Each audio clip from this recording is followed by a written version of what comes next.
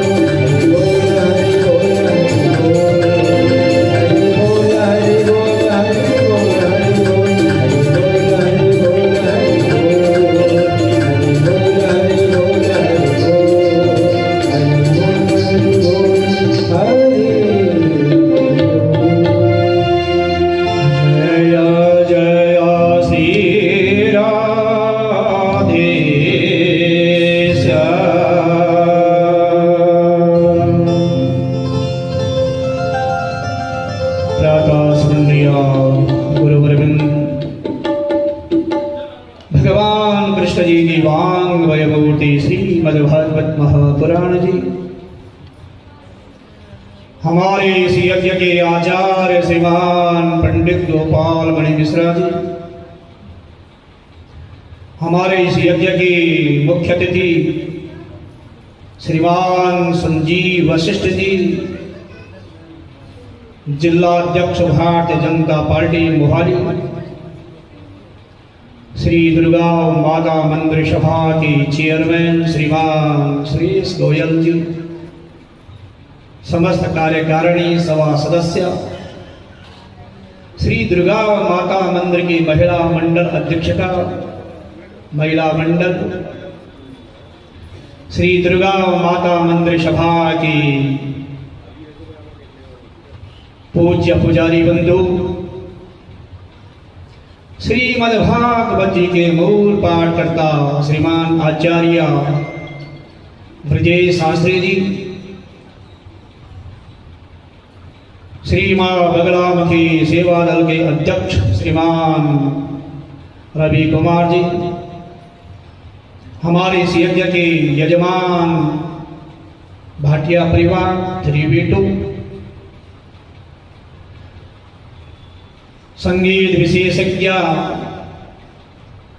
साउंडमय बंधु, व्यवस्थापक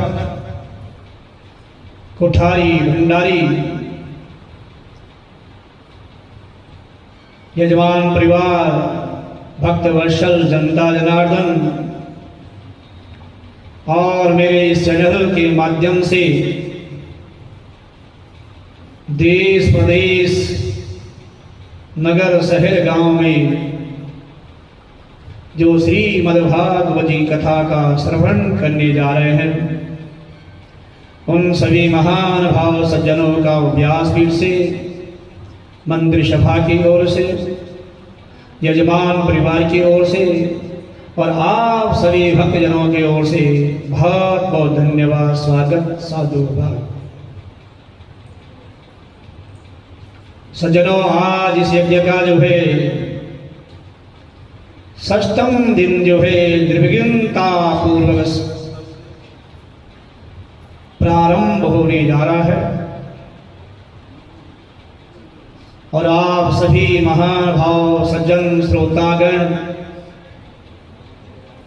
बड़े भाग्यशाली हैं, जिनको जो है मां भगवती जगदम्बिका की नवरात्र दिवस के पावन बेला पर शुभ अवसर पर जो है श्रीमद्भागवती कथा सुनने को मिल गई है और आप लोग बड़े भाग्यशाली भी हैं, धन्यवाद के पात्र भी हैं, जो कि आप लोग निरंतर जो है प्रथम दिन से लेकर और आज निरंतर जो है इस ज्ञान गंगा में जो है डुबकी लगाने का काम कर रहे हैं। कल आपने देखा कथा श्रवण की कि भगवान कन्हैया ने जो है नटखट लीला, बाल लीला की, ये कथा आपने श्रवण की थी। है पूतना का वध किया और पूतना को भी क्या है मां की गद्दी दी। देखो है पूतना जो है कैसा स्वरूप बनाकर आई थी, सज धज कर आई थी, है जो कि मुझे कोई पहचान न पाए, किसी ने रोका भी नहीं अंदर जाने से। जब नंद बाबा के अंगना में क्या है प्रांगण में जो है उत्सव मनाया जा रहा था, तो मौका पाकर जो है सज धज कर आई पूतना और अस्तनों पर क्या विष लगा रखा था कि जैसा मुझे मौका मिलेगा तो मैं क्या है दुग्ध पान कराऊंगा और कन्हैया का क्या गोविंदाय नमो नमः हो जाएगा। लेकिन नहीं, जा पर कृपा राम की हुई, उस कोई कुछ भी बाल बांगा नहीं बिगाड़ सकता है? पूतना ने बहुत प्रयास किया और पूतना का यही काम था प्रतिदिन का, जो जन्म जाति ही क्या थी, राक्षसी स्वभाव की थी कि छोटे छोटे बच्चों को मारना और उनका रक्तपान करना। राक्षसों का काम होता है। लेकिन सज्जनों, भक्तों ने जो है कान्हा से, कन्हैया से जो है निवेदन किया, ये प्रभु आपने जिन जिन राक्षसों का वध किया है उनको परम गति प्राप्त हुई है, और पूतना को भी ऐसी गति दे दो। तो गति दी पूतना को, मां की गति दी, संज्ञा दी। किसने? कान्हा ने। तो कहने का भाव ये है, जिन जिन क्या बद्ध जो है भगवान कृष्ण के हाथ हुआ है। कल कई कथा सुनी आपने राक्षसों की, हैं? उनका क्या है? बद्ध किया, और उनका क्या है? उत्तर गई।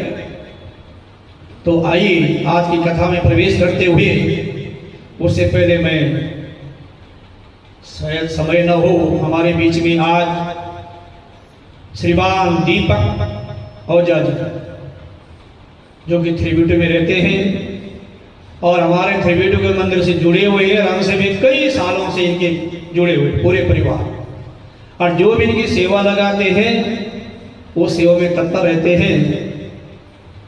तो मैं श्री दुर्गा माता मंदिर सभा की चेयरमैन गोयल साहब से आग्रह करूंगा कि दीपक ओझा जी को जो है एक सरोपा भेंट करते हुए उनका सम्मान करें। दीपक जी जो है व्यासपीठ पर आए, उसके बाद जो है कथा में प्रवेश करेंगे। नमः पार्वती पतये हर हर महादेव। जया जया श्री राधे श्याम।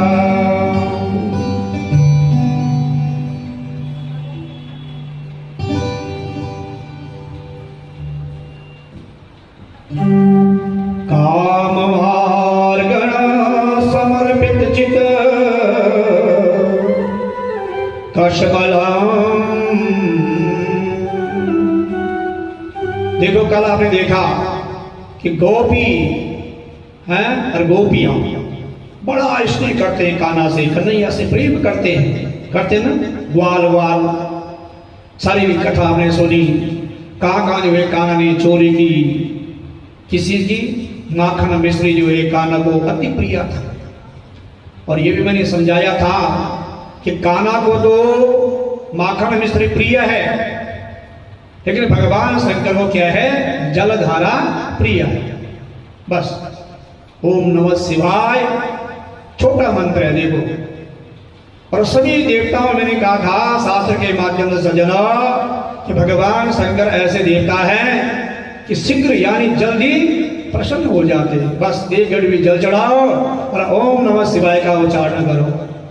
तो कान्हा ने भी ये कहा था, शंकर भगवान का ध्यान किया था जब पूतना जो अस्त्रों पे क्या है विष लगा कर आई थी, तो भगवान शंकर का ध्यान किया कान्हा ने, प्रभु मैं तो यहाँ माखन मिश्री खाने आया था, है? लेकिन यहाँ छठे दिन ही मुझे विष पीने को मिल रहा है। तो आंख बंद किया कान्हा ने और भगवान शंकर का ध्यान किया, प्रभु ये विष आप ही पचा सकते हैं, मेरी बस की बात नहीं है। तो भगवान शंकर क्या है? नीलकंठ कहलाए विष पीने से, है ना। तो सज्जन इस प्रकार की कथा थी। और आज जो है कथा में प्रवेश करते हुए एक गोपी कहती है, हरि सखी जब प्यारे श्याम सुंदर गोवर्धन की शिखर पर खड़े होकर वेणु वादन करते हैं तो उस समय मेघ मंद मंद गरजने लगते हैं, बादल। कल आपने गोवर्धन पूजा गिरिराज की कथा सुनी है। 7 दिन तक जो है कृष्ण भगवान ने क्या अपने बाएं हाथ की उंगली में क्या है धारण किया, बताओ है? इतनी बड़ी पर्वत को, ये परमात्मा की शक्ति है। तो सज्जनों ये गोपी कहते हैं, हरि सखी जब प्यारे श्याम सुंदर गोवर्धन की शिखर पर खड़े होकर वेणु वादन कर रहे थे, बांसुरी बजा रहे थे, उस समय मेघ मंद मंद जो है गरजने लगे, बादल है? और प्यारे श्याम सुंदर को धूप ना लग जाए, इसलिए उनका छाता बन जाते हैं। कौन कह रहे हैं? सखी कह रहे हैं, गोपी कह रही है। परीक्षित इस प्रकार गोपियां श्री कृष्ण की लीलाओं का गान कर बड़े कष्ट से अपने दिन को व्यतीत करते हैं। सुखदेव जी महाराज कह रहे हैं, परीक्षित एक दिन श्री कृष्ण सायंकाल गायों को लेकर ब्रज में प्रवेश कर रहे थे, जिसे कहते हैं गो धूलि। जब गायों का जंगल से घर आने का, वापस आने का समय होता था, उसे कहते हैं गो धूलि। आजकल तो मोबाइल है, घड़ी है, साइंस बहुत आगे चली गई है ना? लेकिन हमारे माता लोग जो पहले के हैं वो अनुमान लगाते थे कि समय वो रखा वहां पर, इस समय हमारे बच्चे का जन्म हुआ। तो जब सजना गाय माता जो है चर के वन से आती थी अपने घर को, उस समय को कहते हैं गो धूलि। और गो धूलि के समय सायंकाल से हम क्या करते हैं? नित्य घर पे क्या ज्योत बत्ती भी करते हैं। तो उस समय क्या हुआ? सुखदेव जी कह रहे हैं, राजा परीक्षित एक दिन श्री कृष्ण सायंकाल गायों को लेकर ब्रज में प्रवेश कर रहे थे, और उसी समय सजना अरिष्टासुर नाम का दैत्या बैल का रूप धारण कर वहां आ गया। किसका धारण? बैल का। और उसे देखकर सभी ब्रजवासी भयभीत हो गए, डर गए, भयभीत हो गए। गाय डरकर जो है जहां तहां भागने लगी, और श्री कृष्ण ने उस असुर को देखा, उसके पास पहुंच गए, उसकी सींगों को उखाड़ कर उस सींगों से उसकी ऐसी पिटाई की, उसका गोविंदाय नमो नमः हो गया। किसका? अरिष्टासुर का। श्री सुखदेव जी कहते हैं, परीक्षित एक दिन देवर्षि नारद कंस के यहां आए, और कंस ने उनका स्वागत सत्कार किया। किसका? नारद जी का। हर कथा में नारद जी का वर्णन है ना? नारायण नारायण करते हुए नारद जी जो है विचरण करते, भ्रमण करते रहते हैं। तो एक दिन सज्जनों देवर्षि नारद जो है कंस के यहां आए, और कंस ने उनका स्वागत सत्कार किया। देवर्षि नारद ने कंस से कहा, यशोदायाः सुता कन्या देवक्या कृष्णमेव च रामं च रोहिणी पुत्रं वसुदेवेन विभक्त। नारद जी ने कहा, हे कंस, तुम्हारे हाथ से छूटकर जो कन्या आकाश में चली गई थी, यशोदा की पुत्री थी, जो आपके हाथ से छूट गई। कौन कह रहे हैं? नारद जी कह रहे हैं। और ब्रज में जो कृष्ण है वे देवकी के पुत्र हैं, तथा बलराम जी की रोहिणी के पुत्र हैं। माताओं, वसुदेव जी ने तुम्हारे डर के कारण उन्हें जो अपने मित्र नंद के यहां पहुंचा दिया। नंद बाबू को बड़ी डर थी कि वही मेरे बच्चों का ईमान दे, और हर व्यक्ति को होती है।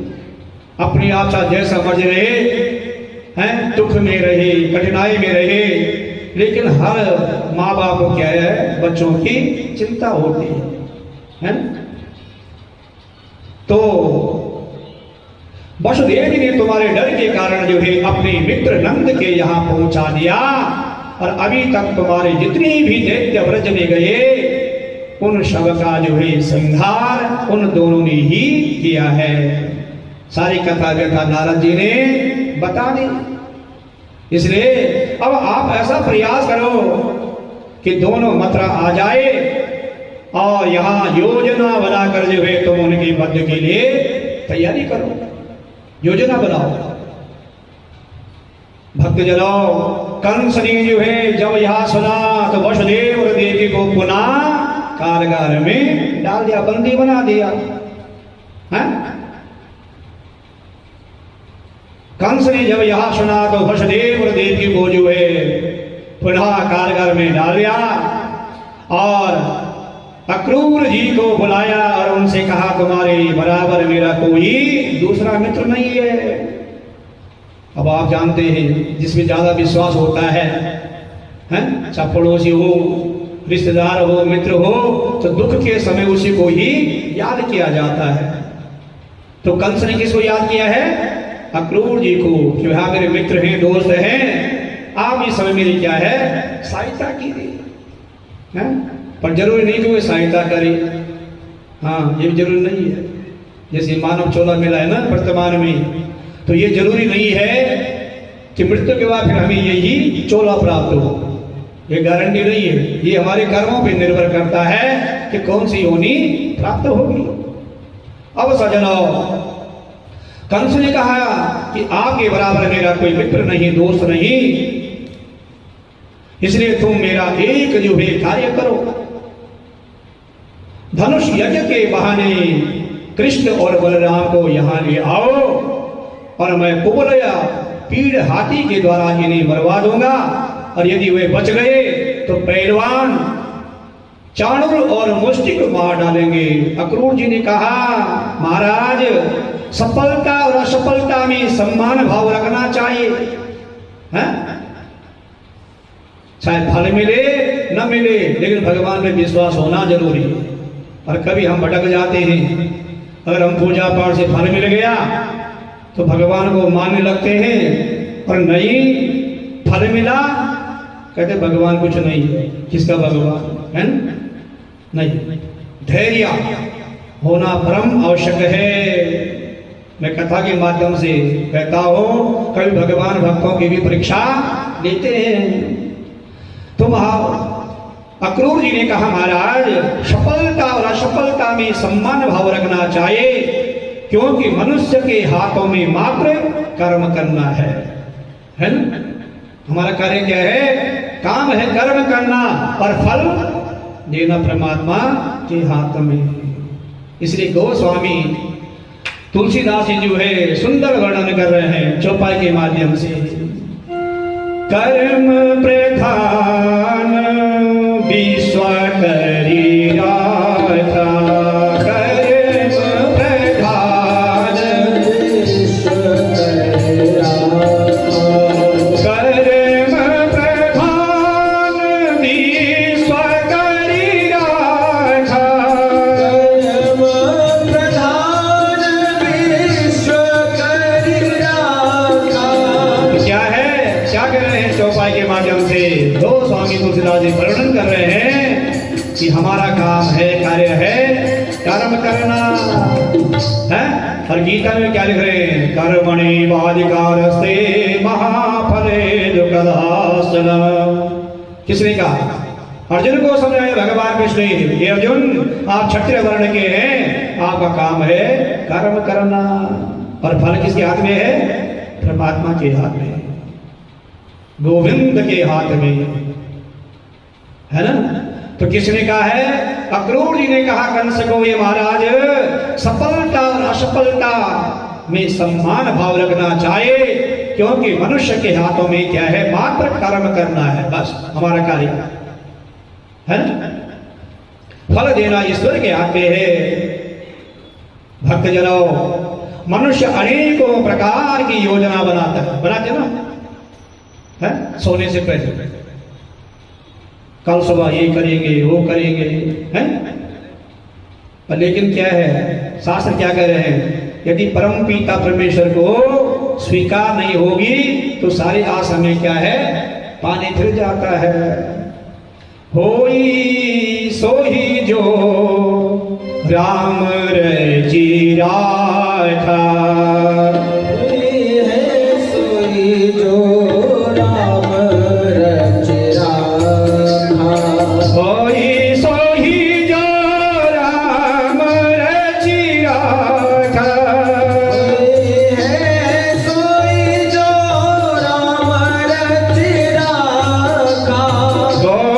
कर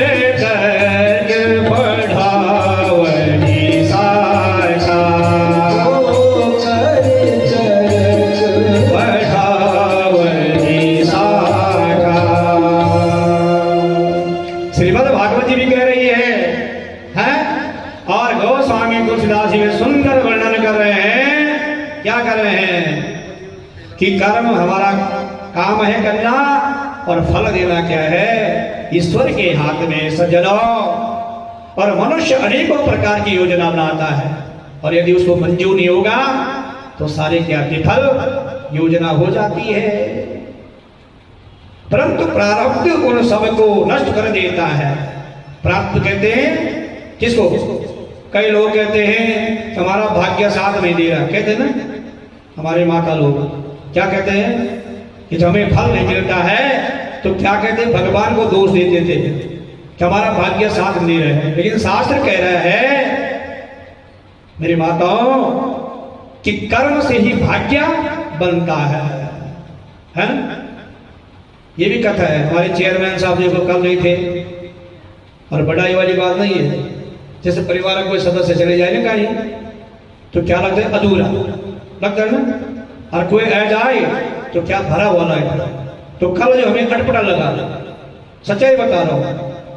तो शास्त्र भी कह रहे हैं कि वृद्धों का होना, घर में बच्चों का होना बहुत जरूरी। वो घर नहीं है जहां वृद्ध नहीं है। लेकिन आजकल तो बच्चे इतने पढ़ा लिए हमने, वो बच्चे कह रहे हैं कि आपको क्या पता है।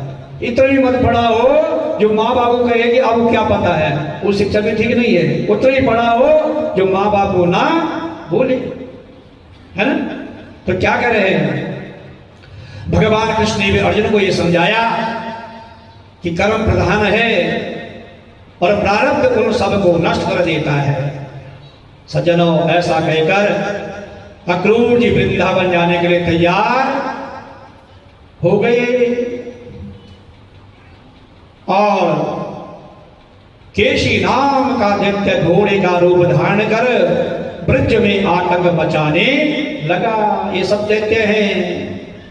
तो आप जो है कथा श्रवण करें, चिंतन भी करना है कि जब भगवान को नहीं छोड़ा है तो मनुष्य की कोई बात ही क्या है ना? हाँ, सब राक्षसों की कथा रही है। कौन सा राक्षस है?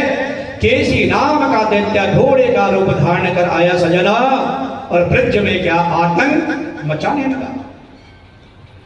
जब भगवान श्री कृष्ण को देखा उन्हीं को मारने दौड़ा कौन?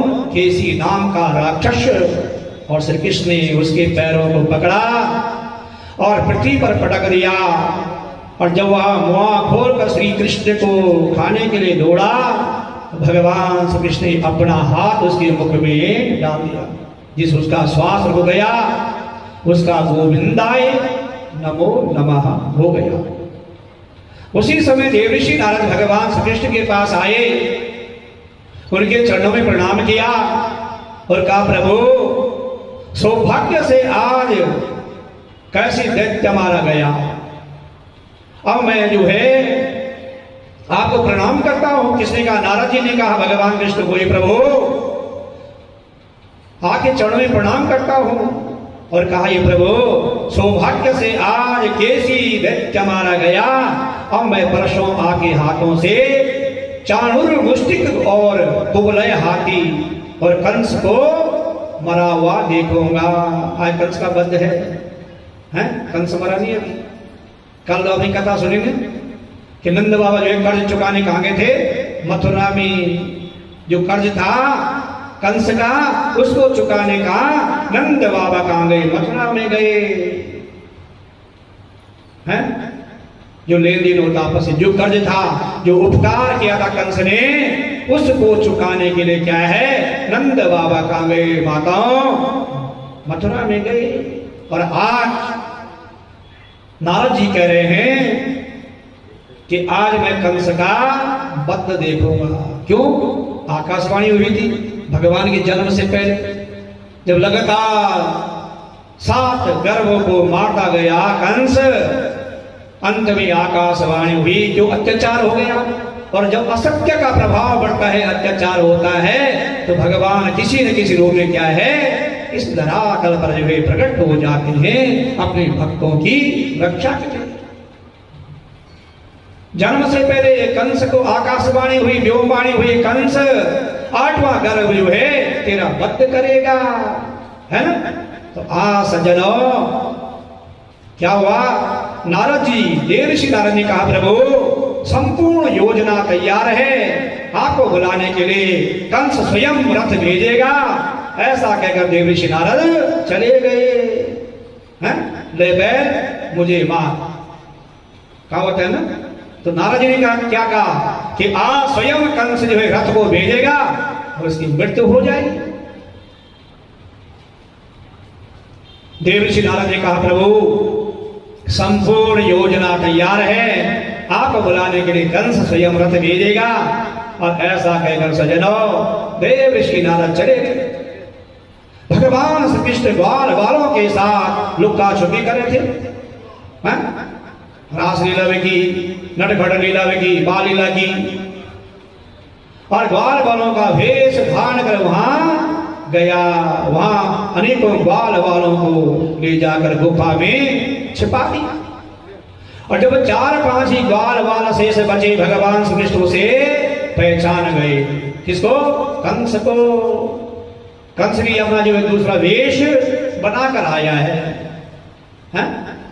जिसके मन में कपट होता है वही व्यक्ति, नर हो या नारी, ऐसा वेशभूषा धारण करते हैं। पूतना ने भी सुंदर शरीर बनाया, लेकिन भगवान तो जानी जान है, अंतर्यामी हो, पहचान गए।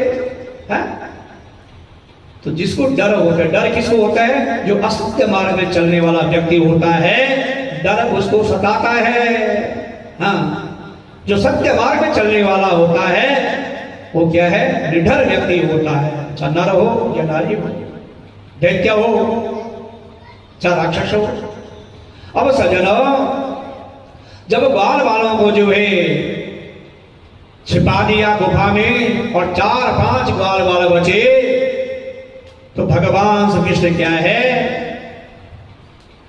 पहचान गए। उसे पकड़कर उसका जो है गला दबा दिया, जिससे उसका गोविंदाय नमो नमः हो गया। भगवान श्री कृष्ण ने इस प्रकार ग्वाल बालों की रक्षा की। और सुखदेव जी कहते हैं कि प्रातः काल अक्रूर जी ने व्रज की यात्रा की और विचार करने लगी। क्या किया? किम मया चरितम भद्रम किम तप्तम परमांतप। अक्रूर जी जो है विचार कर रहे रास्ते में, मार्ग में, कि मैंने ऐसा कौन सा मंगल आचरण किया है, ऐसा कौन साधन किया है जिसके कारण आज मैं श्री कृष्ण के चरणारविंदों का दर्शन करूंगा। कौन सोच रहे हैं? रास्ते में जब अक्रूर जी जा रहे हैं और मन मन में विचार आ रहा है कि मैंने कौन सा ऐसा कर्म किया है जो आज भगवान के दर्शन मुझे होंगे। तो सज्जनों, कहने का भाव ये है कि आपने भी ऐसे कर्म किए हैं जो मां भगवती के नवरात्र के पावन मेला पर आपको जो है श्रीमद् भागवती कथा को सुनने को मिल रही है। ऐसे कर्म किए आपने। हाँ, ये कोई जो छोटी बात नहीं है, सभी को सुलभ नहीं है ना।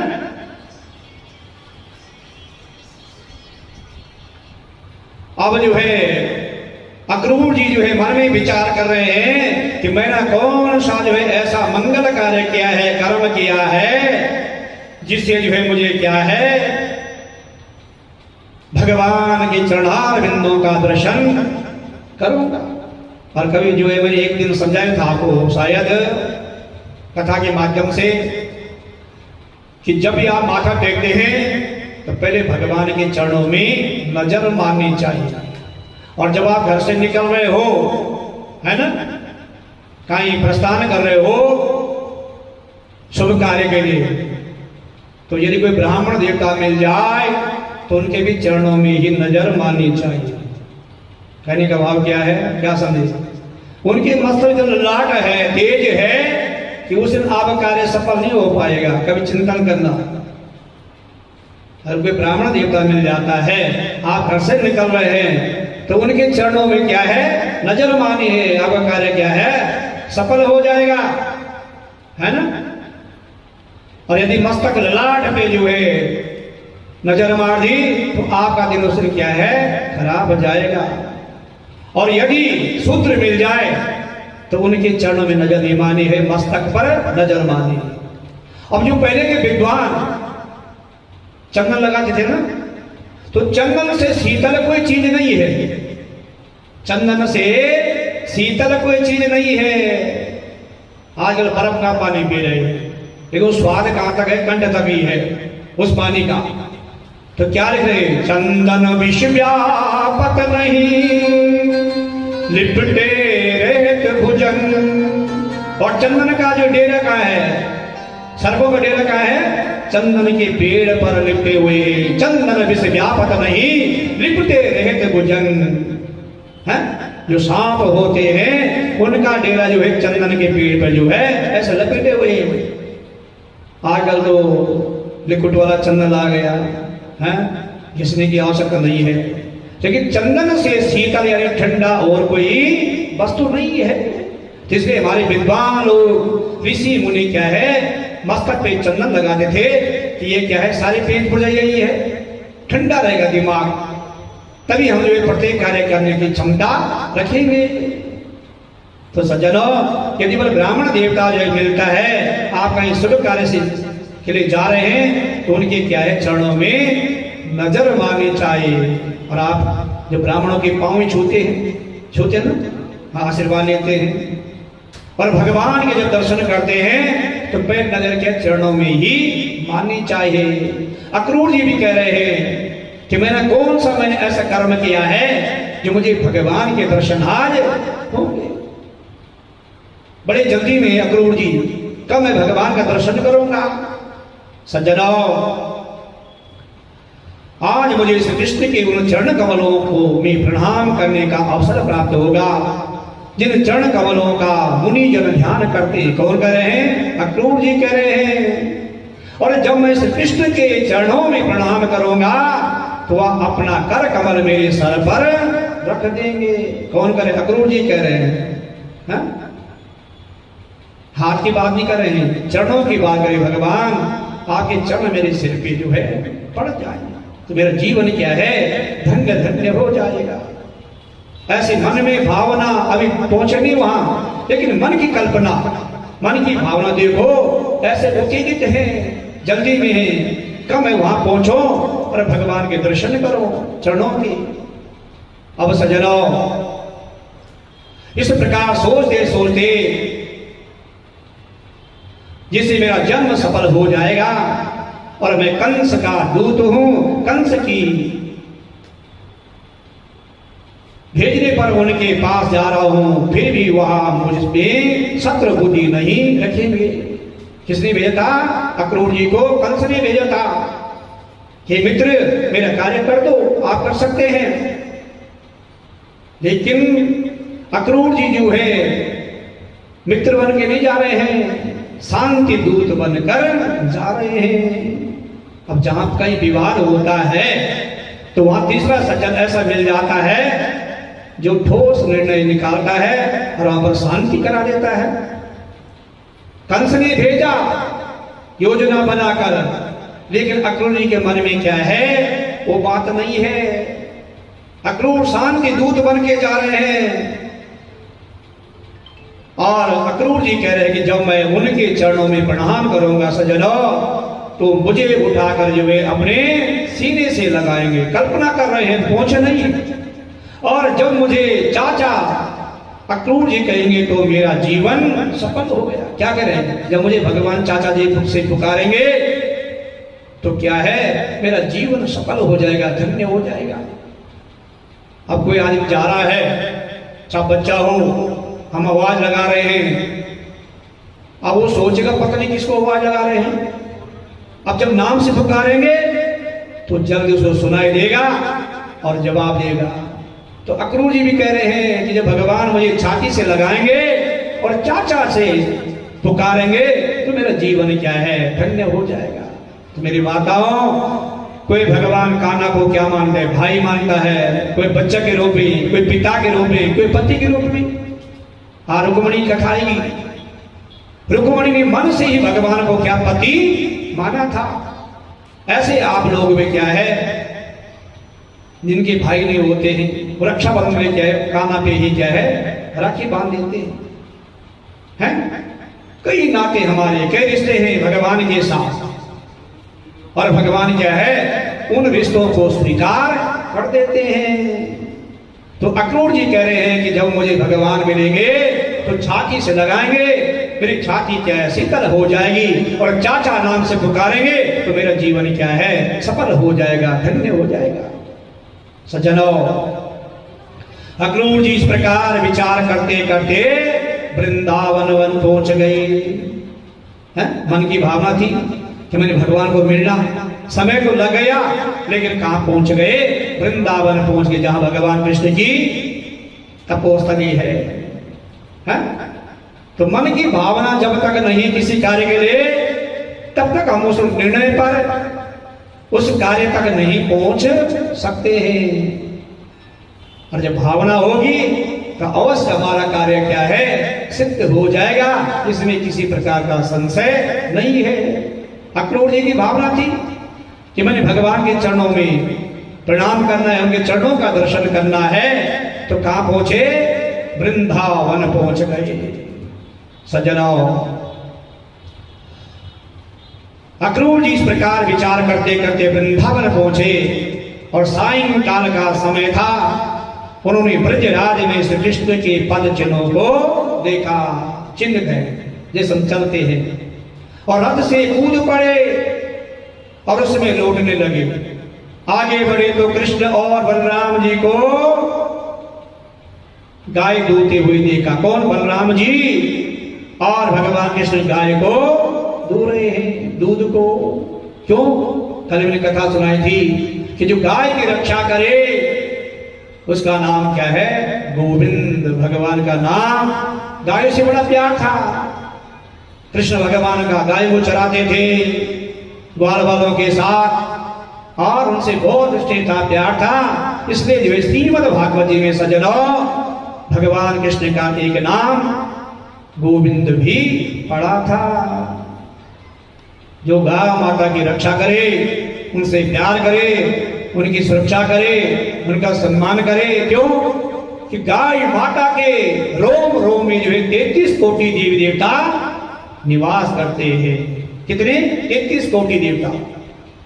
हमने जानवर कहते हैं, जानवर नहीं है।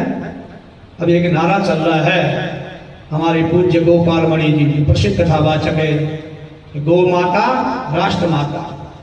लेकिन ये हम लोगों की कमी है। आज गाय देखो कचरा खा रही है? लेकिन कुछ सज्जन हमारे बीच में ऐसे हैं जिन्होंने अभी जो देखो पहले पैसे बहुत सुंदर व्यवस्था कर रखी है। तो सारे एक जैसे हो जाए तो कलयुग का प्रभाव क्या है? बढ़ता जाएगा, बढ़ता जाएगा। अत्याचार अधर्म जो है अधिक फैल जाएगा, धर्म कर्म लुप्त हो जाएंगे। अब सज्जनों आगे बढ़े तो श्री कृष्ण और बलराम जी को है गाय को दूह रहे हैं। बड़े भाव से उनके चरणों में प्रणाम किया। किसने? अक्रूर जी ने, बलराम जी के और कृष्ण जी के। श्री कृष्ण ने अक्रूर जी को जो हृदय से लगाया और हाथ जोड़कर जो है उन्हें जो है छाती से लगाया, हाथ पकड़कर जो है घर ले गए हैं। जैसे कल का प्रसंग आएगा जब सुदामा जी आते हैं और जैसे द्वारपाल जो है समाचार ले जाते हैं, संदेश ले जाते हैं कि कोई बता रहे कि आपका मित्र है। और जैसे भगवान कृष्ण ने सुना कि मेरा मित्र सुदामा आया है, अपना आसन छोड़ते हैं और मित्र को गले से लगाते हैं। मेरे माताओं, चिंतन का विषय है। अब ये बताओ, भगवान को सुदामा ही मित्र बनाने को रह गया था? किसी अमीर को बना के? भगवान किसी भूखे हैं? भाव के भूखे हैं। किसी अमीर को बनाते मित्र, दोस्त, लेकिन सुदामा को क्यों चुना? सुदामा की भावना, निष्ठा, समर्पण की भावना था भगवान के प्रति। और जिसे समर्पण की भावना होती है मेरी माताओं, उसको भगवान क्या है अपना लेते हैं। कल मैंने कहा था कि जब जो है कान्हा ने क्या है हाथ पकड़ा था, किसका? पूतना का। पूतना ने कहा कि छोड़ दो, लेकिन क्या कहा? कान्हा ने कहा मौसी, हम जिसका हाथ पकड़ देते हैं उसको कभी छोड़ते नहीं हैं। तो जिसको भगवान अपना लेते हैं मेरी माताओं, उससे कभी दुख दरिद्रता का सामना नहीं करना पड़ता है, गारंटी है। लेकिन समर्पण की भावना जो है बहुत जरूरी है। हैं? हाथ पकड़ कर जो है कहां ले गए? घर ले गए। कौन? कृष्ण भगवान। किसको? अक्रूर जी को, चाचा को। रिश्ते में चाचा लगते हैं। पकड़ घर ले आए। नंद बाबा ने आकर जो है स्वागत सत्कार किया, उन्हें जो है उत्तम भोजन कराया, और जब थकान दूर हो गई तो सुखपूर्वक बैठ गई। उस समय श्री कृष्ण ने कहा, चाचा जी सब कुशल मंगल तो है? जब मिलते हैं तो कुशल से पूछते हैं, और बच्चे ठीक है, परिवार ठीक है। तो ऐसे भगवान कृष्ण ने कहा, चाचा जी घर में सब ठीक तो है, आपका कैसा आना हुआ है, क्या कारण हुआ? ऐसा प्रश्न किया। तो सज्जनों, उस समय कृष्ण भगवान ने जो है, चाचा सब कुशल मंगल तो है, मथुरा में यहां आपके आने का कारण क्या है? कंस ने जो योजना बनाई थी, अक्रूर जी ने सब भगवान श्री कृष्ण को बता दी। क्यों? कंस ने भेजा था योजना बनाकर, लेकिन भेजा तो था, लेकिन अक्रूर जी ने जो है उस गलत मार्ग में नहीं चले जो शिक्षा कंस ने दी थी बद्ध करने की। तो ये इंसानियत है, मानवता है। कहने वाला जो मर्जी कहे, लेकिन जिसको हमारा मन स्वीकार न करे उस कार्य को कभी नहीं करना चाहिए। अगर चाहते अक्रूर जी तो भेजा तो कंस ने था योजना बनाकर, लेकिन जो है अक्रूर जी ने क्या है, ऐसा कोई कार्य, घृणित कार्य नहीं किया है। तो हमें भी ऐसा कार्य नहीं करना चाहिए जो समाज हमसे क्या है, घृणा करे। कुछ लोग हैं यहां कुछ बोल दिया, वहां कुछ कर दिया, तो क्या समाज की नजर से जो गिर गया वो कल उठ नहीं पाता है। विश्वासघात करना बहुत बड़ा पाप है। हाँ, है ना? निंदा, चुगली और विश्वासघात, स्त्री को मारना, बद्ध करना, बालक का बद्ध करना, गुरु का अपमान करना, बुद्धिजीवों का अपमान करना, सज्जनों का अनादर करना बहुत बड़ा पाप है। सज्जनों, कुशल से पूछी और कहा, चाचा जी आपका आगमन कैसा हुआ? सज्जनों, अक्रूर जी ने जो है सारी कथा व्यथा जो है बता दी भगवान कृष्ण को कि कंस ने मुझे इस कारण से यहां भेजा था। है? कृष्ण ने कहा, चाचा जी आपने यहां बात तो मुझे बता दी, परंतु बाबा को मत बताना। किसको? नंद बाबा को मत बताना। उसी समय सज्जनों, नंद बाबा भी वहां पहुंच गए। जागी रही भावना जैसी, प्रभु मूरत दिन एक ही तैसी। जैसी भावना होती है फल भी ऐसा मिलता है। और दुर्गा सप्तशती में क्या लिख रहे हैं? यम यम चिंतते कामम तम तम प्राप्नोति निश्चितम। जिस चीज की हमें कामना होती है भाव से, वो अवश्य प्राप्त हो जाती है ना? आजकल हमारी मातृशक्ति जो है दुर्गा स्तुति का पाठ कर रहे हैं, है ना? तो क्या है, उसी समय सज्जनों नंद बाबा भी वहां पहुंच गए। श्री कृष्ण का बाबा, मथुरा में बहुत बड़ा धनुष यज्ञ हो रहा है, उसी यज्ञ के लिए मामा कंस ने जो है अक्रूर जी के द्वारा हमें लाने के लिए रथ भेजा है। विनाश काले विपरीत बुद्धि है। जब विनाश का समय आता है, पतन का समय आता है, तो बुद्धि में कुमति का वास हो जाता है। देखो, ले बैल बल मुझे मार। कंस स्वयं जो है रथ भेज रहे हैं कि यहां धनुष यज्ञ हो रहा है, तो क्या बोले कृष्ण भगवान? कंस मामा कहते ना, मामा को कंस मामा, ये कहावत बनी हुई है। तो शास्त्रों की बात, हमारे पूर्वजों की बात है, ये कभी मिट नहीं सकती है। तो नाम पड़ा फिर कंस मामा। सज्जनों, भगवान श्री कृष्ण कह रहे हैं, हे बाबा, अक्रूर जी के द्वारा हमें लाने के लिए जो है यहाँ रथ भेजा।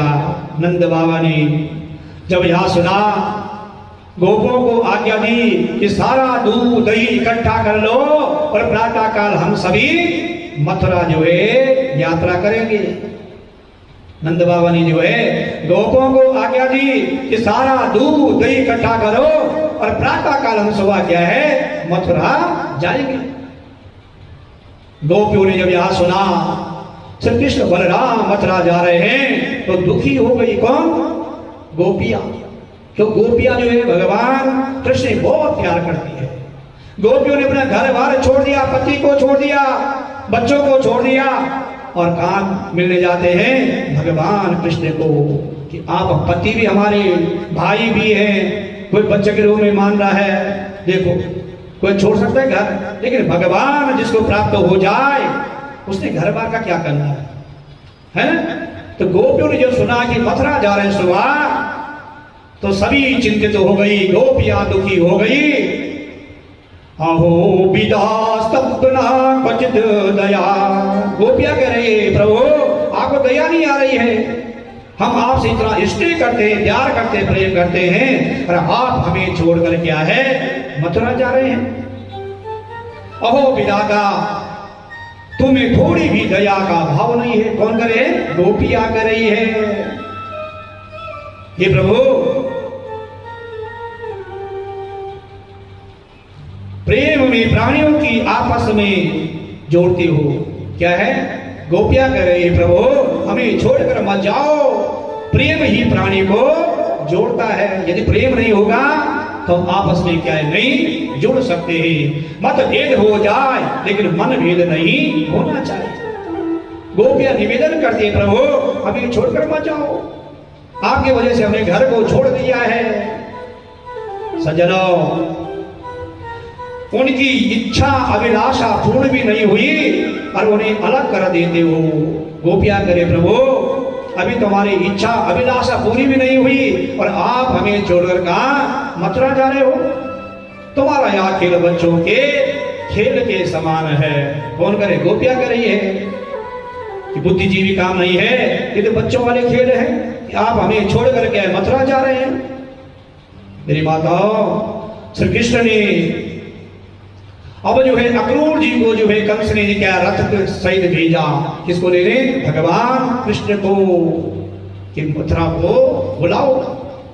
श्री कृष्ण को लेने अक्रूर जी आए और उनका नाम अक्रूर किसने रख दिया? वहां तो क्रू के समान है। इस प्रकार रोते बिलखती हुई रात व्यतीत कर दी। किसने? गोपियों ने। अक्रूर जी को कहा ठीक है नाम जो है किसने रखा? ये तो क्रू है, दया धर्म कुछ नहीं इनके अंदर। तब शास्त्र के जैसा नाम हो वैसे गुण भी होने चाहिए, काम भी होने चाहिए। गोपियां कह रहे हैं ये अक्रूर जी नहीं है, ये तो क्रूर है, कठोर हृदय के हैं। इस प्रकार सज्जनों रोते बिलखते हुए रात व्यतीत की और प्रातः काल अक्रूर जी ने स्नान किया, संध्या वंदन किया और श्री कृष्ण और बलराम जी को रथ में बिठाया और रथ को हाँका किसने? क्रूर जी ने, अक्रूर जी ने। श्री कृष्ण ने दुखी होकर जब देखा तो संदेश भेजा गोपियों को है कि मैं शीघ्र आ जाऊंगा। एक चिट्ठी भेजी गोपियों को, हे गोपियों चिंता न करो, परेशान न हो, मैं शीघ्र ही लौट कर आऊंगा। अब सज्जनों जब तक रथ की ध्वजा दिखाई देती रही गोपियां उस ध्वजा को नजर से देख रही है, आंसू प्रवाह हो रहे हैं। और मैंने कहा था आंसू में कैसे दो प्रकार के हैं। एक तो क्या है, एक आंसू कैसे है ठंडे और एक गर्म। दुख के आंसू कैसे होते हैं? गर्म। और खुशी के आंसू क्या है? ठंडे। गोपियां आंसू प्रवाह कर रही है और जहां तक जो है रथ दिखाई दे रहा है टिकटिकी नजर लगी हुई है। गोपियों की देखती हुई आंसू प्रवाह कर रही है। और जब जो है रथ देखना बंद हुआ उनकी आशा क्या है? टूट गई गोपियों की। श्री कृष्ण जो है वो लौट कर नहीं आने वाले हैं। किसने कहा? गोपियों ने कहा। सज्जनों इस प्रकार की उनकी आशा में क्या है? पानी फिर गया। वृंदावन बिहारी लाल की जय।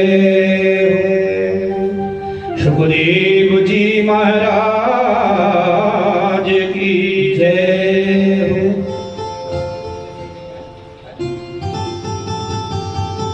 बोले काशी विश्वनाथ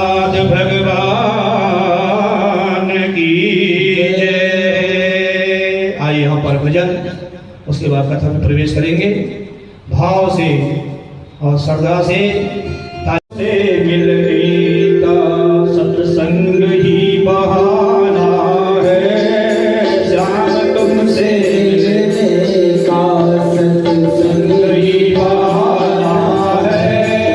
जय श्री राधे से मिलने का सत्संग ही बहाना है,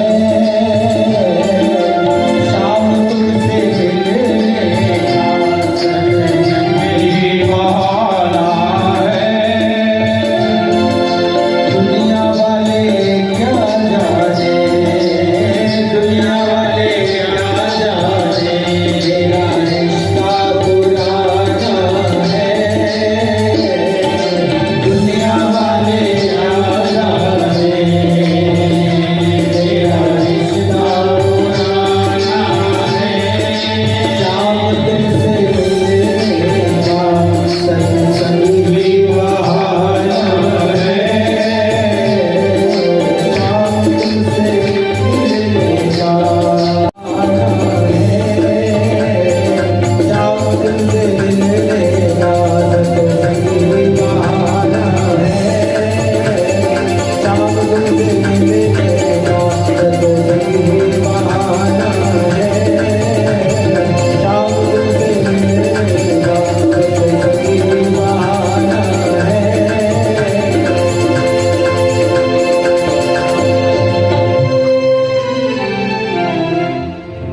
जय जय श्री राधे श्याम। आज हमारे बीच में श्री अन्नपूर्णा सेवा समिति फेस 5 वाली, जो कि निरंतर जो है धार्मिक कार्य कर रहे हैं। भंडारी संकीर्तन घर घर जाकर धर्म का प्रचार प्रसार कर रहे हैं। तो मैं व्यासपीठ से मंदिर सभा की ओर से अन्नपूर्णा सेवा समिति का बहुत बहुत धन्यवाद, स्वागत, साधुवाद।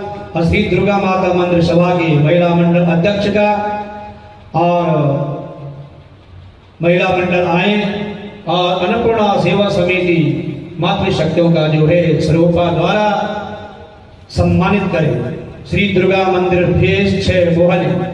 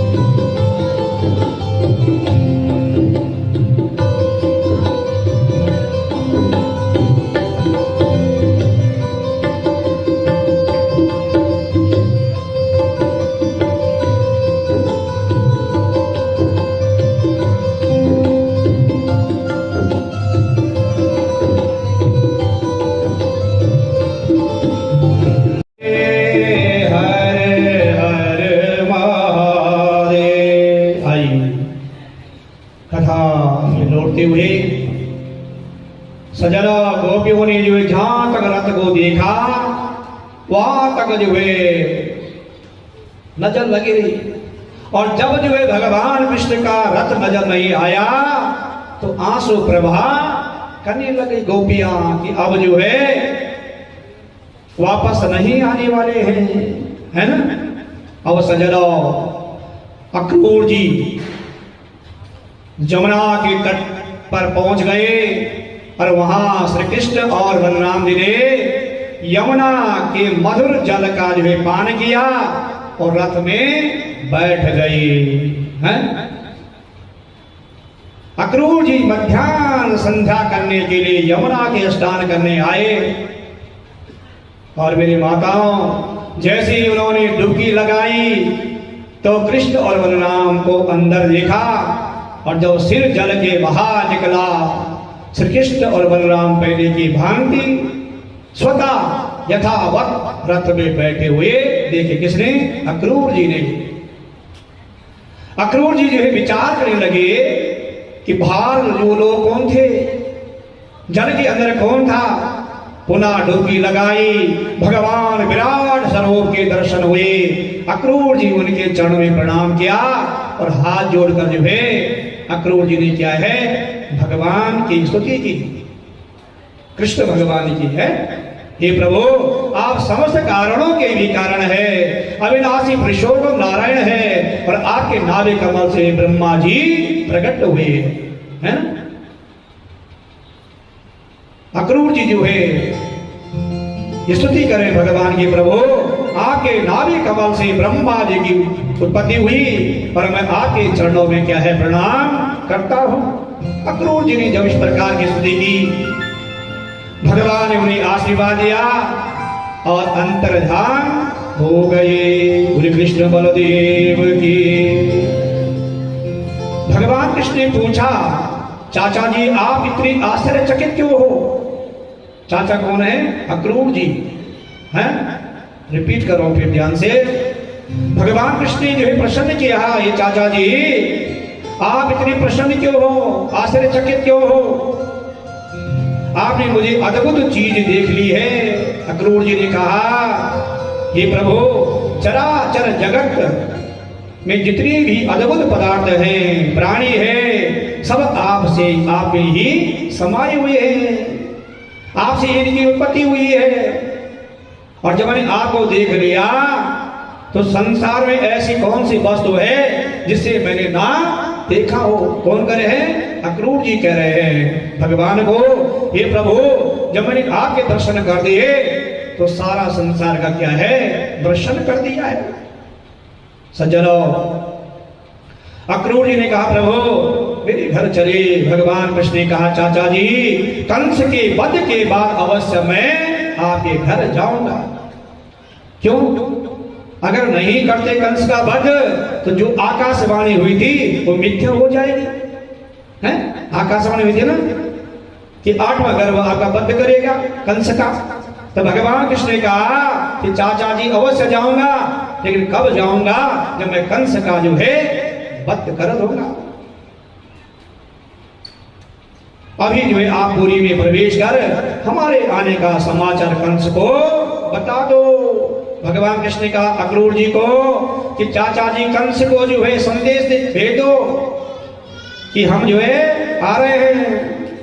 भगवान श्री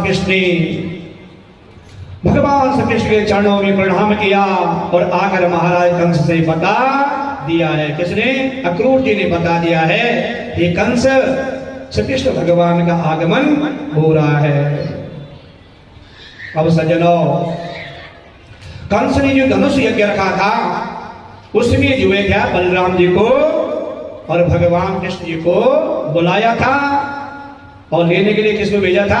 अक्रूर जी को भेजा था कि बलराम जी को और भगवान कृष्ण को जो है रथ में बैठा के दिया हो। ये योजना बनाई थी और यही मैं उनका वध करूंगा।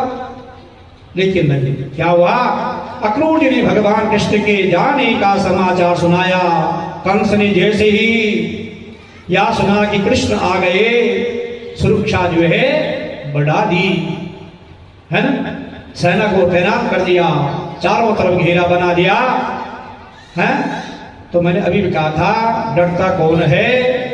असत्य आदि, चाहे नर हो या नारी, जो सत्य मार्ग में चलने वाला होता है वो निर्भय होकर चलता है, क्योंकि उसे पूर्ण विश्वास होता है, उसके अंतर आत्मा की आवाज आती है।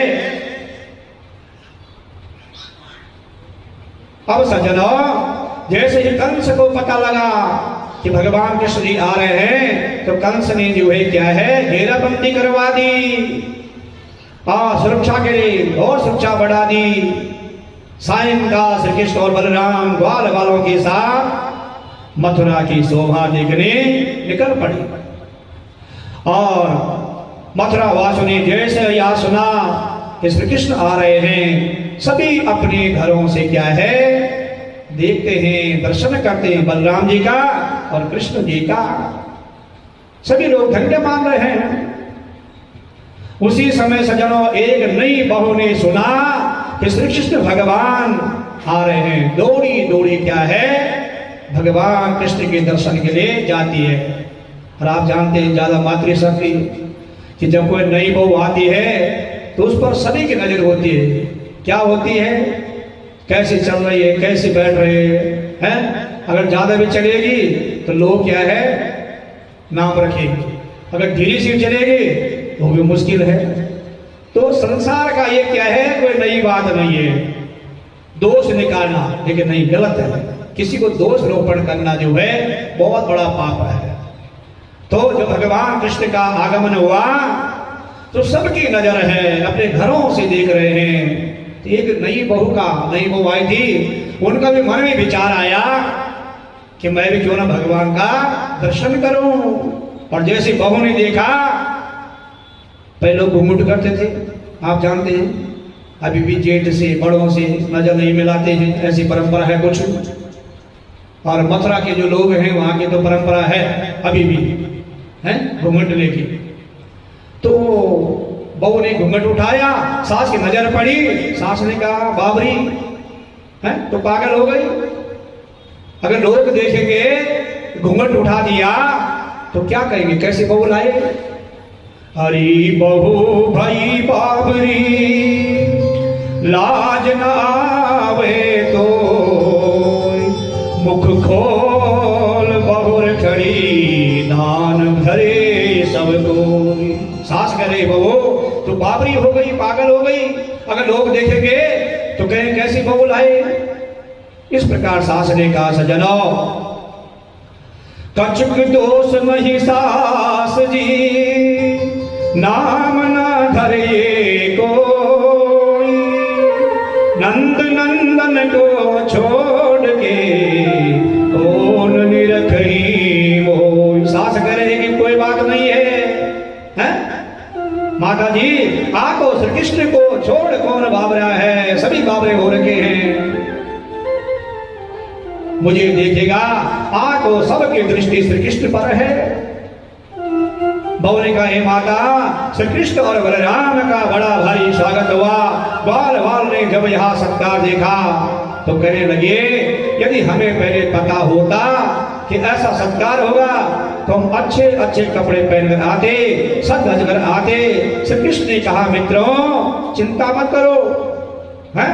अपने मित्रों को कहा हम अपने मामा की यहाँ आए हैं। कौन करे? भगवान कृष्ण कह रहे हैं अपने दोस्तों को।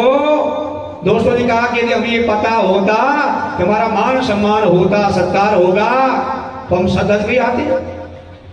भगवान कृष्ण ने कहा मित्रों चिंता करने की कोई बात नहीं है, ये तो मेरा मामा का घर है ना, सारी व्यवस्था हो जाएगी। और मामा ऐसा है कि कंस मामा है ना। तो जनो भगवान कृष्ण ने कहा कि मित्रों हम जो है मामा के यहाँ आए हैं, वस्त्रों की जो है व्यवस्था अभी करते हैं। उसी समय सजनों धोबी जो है कपड़े जो है रंगाने का काम करता था, एक धोबी। और वह हाथ में कपड़ों का गट्ठा लेकर जो है जा रहा था। और श्री कृष्ण ने उसे कहा मामा क्यों, कि जिस गांव में या शहर में हो यदि वहां जाओगे और मामा का घर हो है ननिहाल हो तो तकरीबन सारे लोग वहां क्या है मामा रिश्ते में लगते हैं। ये कहावत है, ये परंपरा है।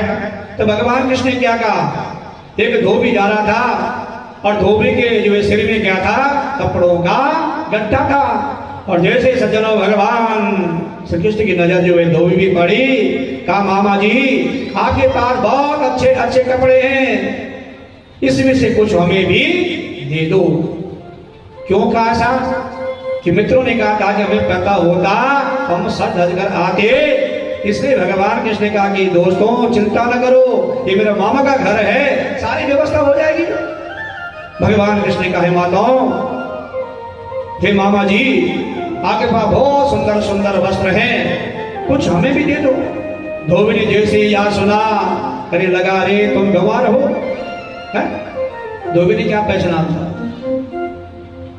धोबी ने कहा तुम गंवार हो, भाषा ही उटपटांग है।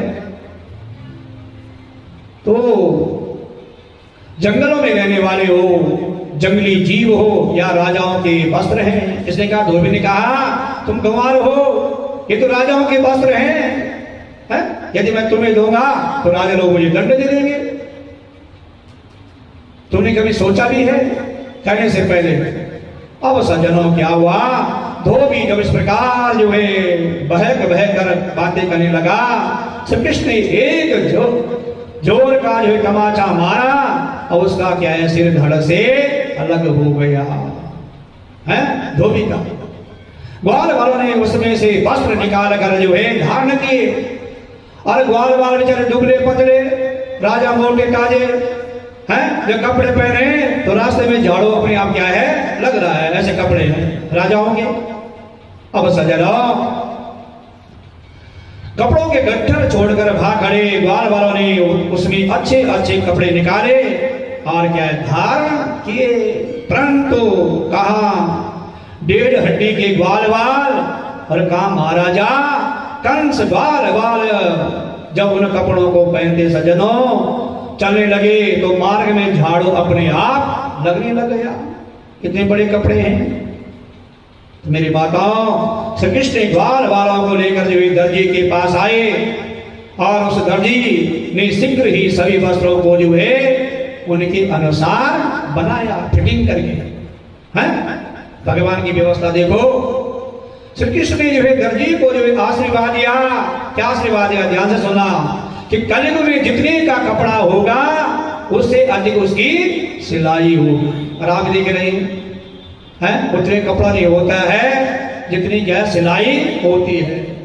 जब जो है राजा महाराजाओं कपड़ों को ठीक किया, ग्वाल वालों के शरीर का बनाया, तो सज्जनों भगवान कृष्ण ने जो है दर्जी को जो है आशीर्वाद दिया कि कलयुग में जो है उतने का कपड़ा नहीं होगा जितनी उसकी सिलाई होगी। आशीर्वाद दे दिया। अब सज्जनों इसके पश्चात सुदामा माली के गए। सुदामा माली ने श्री कृष्ण और बलराम के पैर पखारे, सभी ग्वाल वालों को सुंदर सुंदर माला पहनाई। ग्वाल वालों ने कहा कन्हैया वस्त्र है गयो, माला पहन लेनी, अब यदि चंदन लग जाए तो और सोने में सुहागा हो जाए। किसने कहा? ग्वाल वालों ने। कि कन्हैया अच्छे वस्त्र पहन लिए, खान पान भी हो गया, लेकिन अब क्या कमी रह गई है? चंदन की। ये श्रृंगारी है। और खास कर जो है ब्राह्मण जो बिना तिलक का है वह ब्राह्मण क्या है? अधूरा है ना? वह सभी जो तिलक के अधिकारी हैं।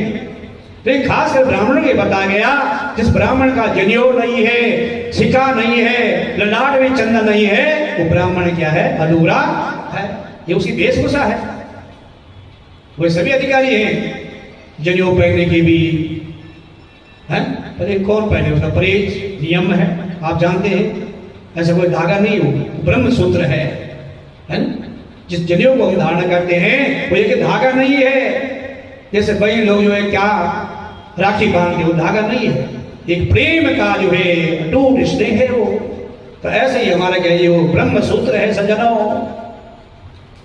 इसे कुछ नियम होते हैं। अब क्या हुआ?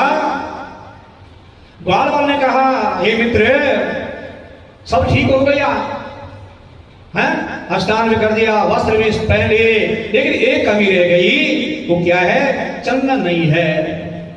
तो क्या कहा मैंने चंदन के बारे में? कि चंदन विश्व व्यापक नहीं, लिपटे रहे भोजन शीतल है। चंदन से ठंडी कोई चीज नहीं है। चिंतन करना। और सर्पों का डेरा क्या है? चंदन के पेड़ों पे लिपटे रहते हैं वो। क्यों? ठंडा है। हाँ इसलिए उनका घर क्या है? डेरा का है चंदन के पेड़ पे।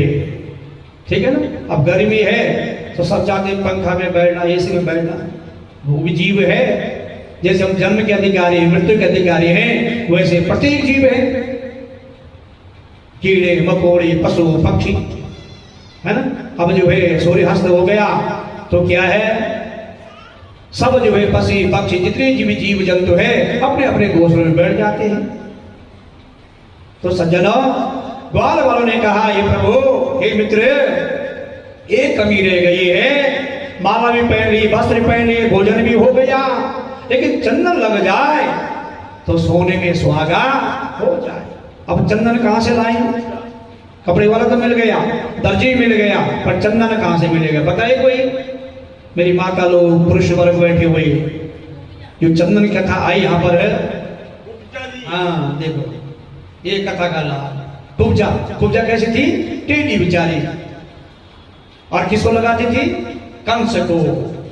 हाँ, कंस को लगाती थी, चंदन घिसती थी और कंस को लगाती थी। भाई कुछ गुण है तो कुछ अवगुण भी है ना? कंस के अंदर हो या रावण के अंदर हो या हमारे या राम के गुण भी है तो अवगुण भी है ना।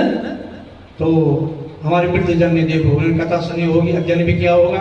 ये लाभ है, यहाँ से आपने कुछ ना कुछ प्राप्त करके जाना है, तभी ये कथा हमारे क्या है सार्थक हो पाएगी।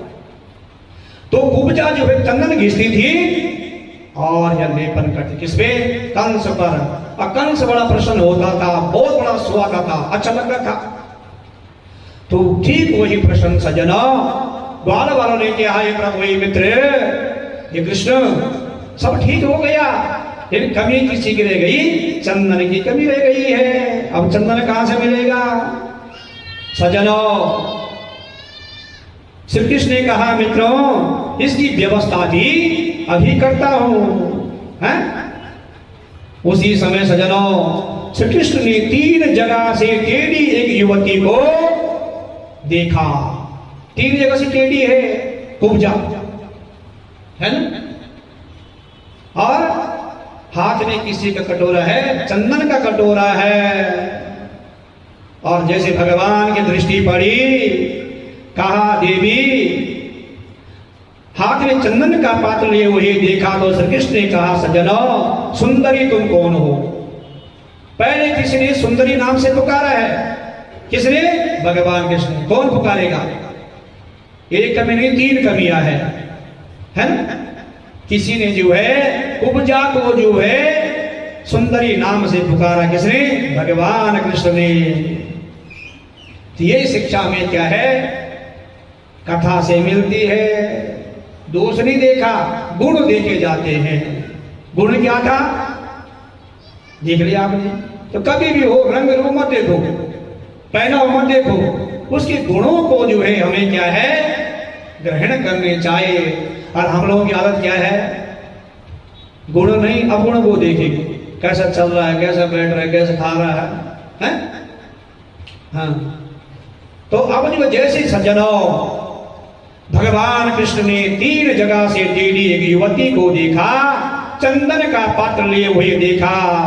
तो श्री कृष्ण ने कहा, सुंदरी, तुम कौन हो? कहां जा रहे हो? और तुम्हारे पास जो ये चंदन है, इसमें से कुछ हमें भी मिलेगा? ऐसा प्रश्न किया है। छीना नहीं है, मांगा है। चोरी करना और मांगने में बहुत भिन्नता है।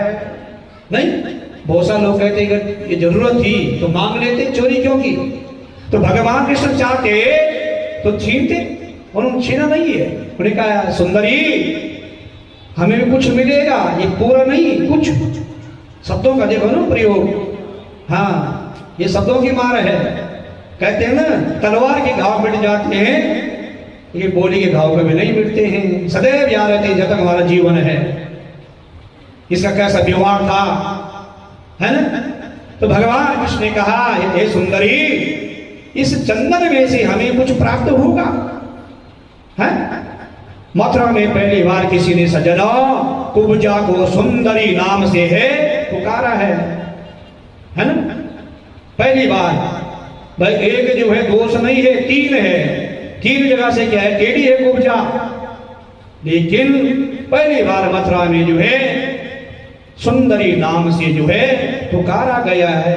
कहने का भाव है, उसके अवगुणों को मत देखो, गुणों को हमें क्या ग्रहण करना चाहिए। बोले वृंदावन बिहारी लाल की जय। आज हमारे बीच में शिव मंदिर सुरेश्वर के मुख्य पुजारी और केंद्रीय मंदिर पुजारी परिषद के संस्थापक श्रीमान सुंदरलाल विजवान जी अमूल्य समय निकालकर इस यज्ञ में तन मन धन से शोभा बढ़ाइए। एक बार जोरदार ताली से स्वागत। और चेयरमैन साहब से आग्रह करूंगा, इनको स्वरूपा भेंट स्मृत जैन पुजारी परिषद के संस्थापक महोदय, जोरदार ताली से स्वागत। देखो कितने सौभाग्य की बात है, पूज्य महाराज जी ने अभी सुंदरी और सुंदर के नाम की कथा सुनाई है। हमारे बीच में आचार्य सुंदरलाल विद्वान जी पहुंचे हैं, जोरदार ताली से स्वागत। मैं संस्थापक महोदय से आग्रह करूंगा, 2 शब्द अपने मुखार बिंदु से भगवान बांके बिहारी के चरणों में अपनी हाजिरी दे। बोले वृंदावन बिहारी लाल की जय।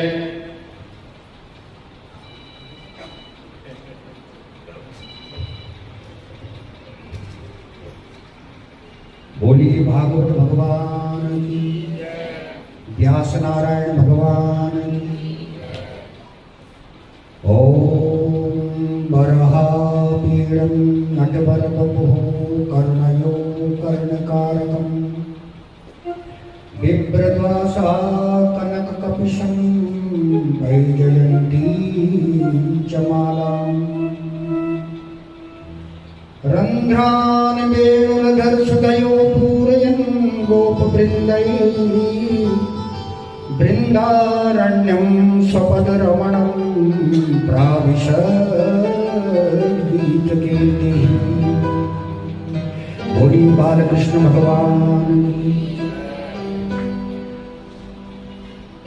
श्रीमद् परमहंस संहिता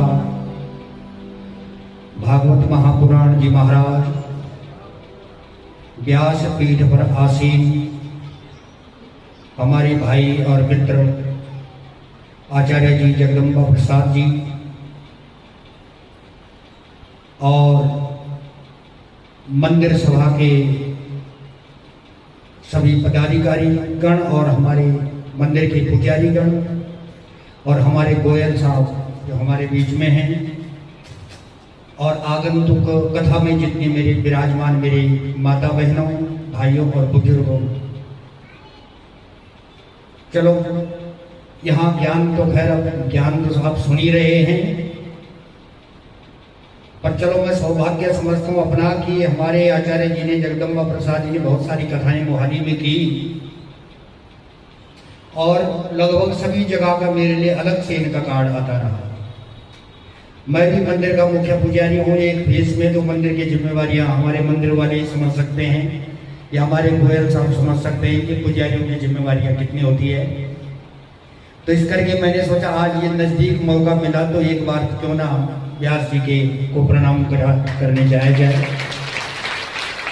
तो बस इतना ही कहूँगा, इस पीठ पर आकर आपने मुझे सम्मानित किया जिसके मैं योग्य भी नहीं हूँ, और मुझे लगता है कि इस श्रोता सभा में कम से कम 50% श्रोता तो मेरे ही हैं जो मेरे को सुनते हैं। वो देखो तो चलो इतना कहता हूँ कि भागवत कथा आपके जीवन में आती रहे, सुनते रहे आप। रावण जी में वाल्मीकि जी से राम जी ने अपने रहने का स्थान पूछा कि प्रभु मैं जंगल में रहूंगा, हे वाल्मीकि जी तो मुझे ऐसा स्थान बता दें जहां मैं रह सकूं, 14 वर्ष बिताना है। वाल्मीकि जी ने कहा देखो महाराज ऐसा है, आप सर्वत्र हैं, हरिव्यापक सर्वत्र समाना। जहां आप नहीं रहते हैं आप वो जगह मुझे बता दो, मैं फिर वहां बता देता हूं। आप तो सर्वत्र हैं, फिर भी आपने मुझे आदेश किया है राम जी। तो वाल्मीकि जी ने 14 स्थान बताए रहने के लिए। उन 14 स्थानों को तो गिनने का समय नहीं है, फिर अब व्यास जी कथा कर ही रहे हैं। एक स्थान में आप लोगों के मतलब का बता देता हूं। वाल्मीकि जी ने कहा कि जिनके श्रवण समुद्र समाना कथा तुम्हारी सुभग सरी नाना। हे राम जी उनके हृदय में आप रहो जिनके श्रवण समुद्र समाना, जिनके जो कान है ना वो समुद्र के समान हो। कैसे हो? जिनके श्रवण समुद्र समाना कथा तुम्हारी सुभग सरी नाना, भरई निरंतर हो ही न पूरे। जो निरंतर कथा सुनते सुनते यानी भरते भरते जो फिर भी पूरे नहीं होते हैं, समुद्र के समान। समुद्र में सारी नदियां वहीं जाती है, विसर्जन सबका वहीं है।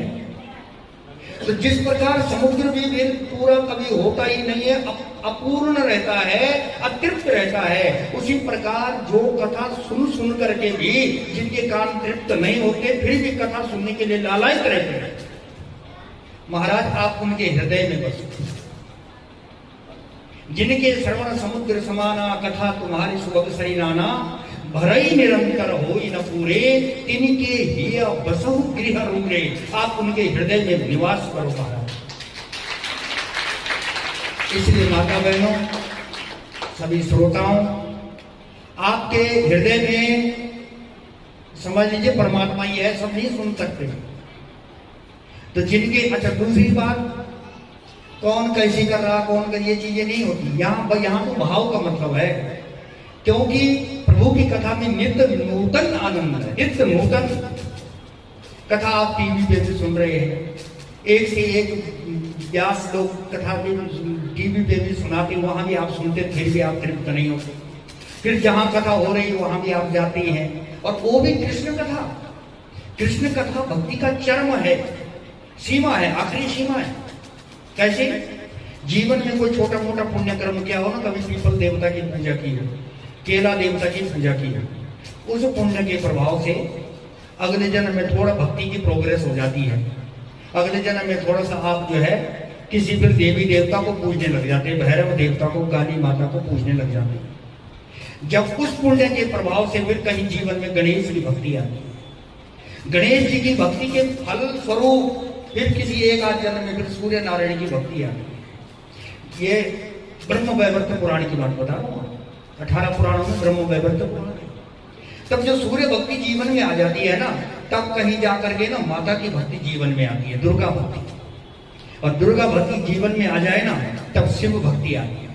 और शिव भक्ति आ जाए ना, उसके बाद नारायण भक्ति। और नारायण की भक्ति आ जाए तो लास्ट चरम सीमा है कृष्ण भक्ति। कौन सी भक्ति है? कृष्ण भक्ति। तो इसलिए कृष्ण भक्ति जीवन में आ जाए ना, आपने भागवत कथा में भी सुनी लिया है व्यास जी से। कल मैं फेसबुक पे सुन रहा था, कल व्यास जी ने सुनाया भी था आपको कि कल ये परसों की बात है कि कृष्ण कथा, भागवत में भी जब कृष्ण कथा आई है ना, तो कृष्ण चरित्र से पहले कौन सा चरित्र आया है? रामचरित्र। कृष्ण कथा इतनी गूढ़, इतनी गंभीर है कि कृष्ण जी का चरित्र जिसके जीवन में, हर किसी के जीवन में आ नहीं सकता, हर किसी के जीवन में हजम भी नहीं हो सकता है तब तक, जब तक जीवन में राम भक्ति नहीं है। राम जी की मर्यादा जीवन में आ जाए ना, तो वही व्यक्ति कृष्ण भक्ति को हजम कर सकता है। और राम भक्ति से पहले शिव भक्ति आनी चाहिए। शिव का त्याग, शिव जैसा विश्वास, शिव विश्वास है। हमारे लिखा है, भवानी शंकरो वंदे श्रद्धा विश्वास रूपिणो। श्रद्धा भगवती भवानी है और विश्वास भगवान शिव जी है। जब जीवन में विश्वास आ जाए तब राम भक्ति आती है, राम भक्ति जीवन में आ जाए तो कृष्ण भक्ति आती है। और कृष्ण भक्ति सारी भक्तियों का चरम है। आकाशात पतिता पूजम यदा गच्छति सागरम सर्वदेव नमस्कारम के शुभम प्रतिगच्छते। जैसे आकाश से जल गिरता है धरती पर नदी नालों के रूप में, फिर कहाँ जाता है? समुद्र में। उसी प्रकार सारी की सारी पूजा व्यवस्था, सारी के सारे धर्म कर्म, सबका अंत भगवान कृष्ण में है। केशवम प्रतिगच्छते आकाशात पतिता पूजम यदा गच्छति सागरम सर्वदेव नमस्कारम केशवम प्रतिगच्छते। सब भगवान केशव में सबका विसर्जन है।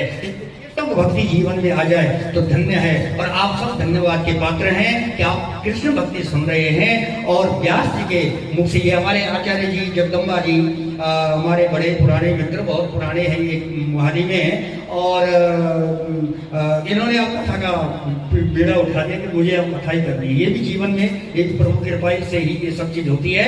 और परमात्मा करे आप लोग इसी प्रकार जहाँ कहीं भगवान की कथा मिल जाए सुनने के लिए लालायित रहो। जिनके श्रवण समुद्र समाना कथा तुम्हारा, जिनके समुद्र के समान कान है, भरते नहीं, आपके कान परमात्मा करे अतृप्त रहें और सुनते ही रहें, सुनते ही रहें, सुनते रहें। ऐसी मैं प्रार्थना आप लोगों के लिए करता हूँ।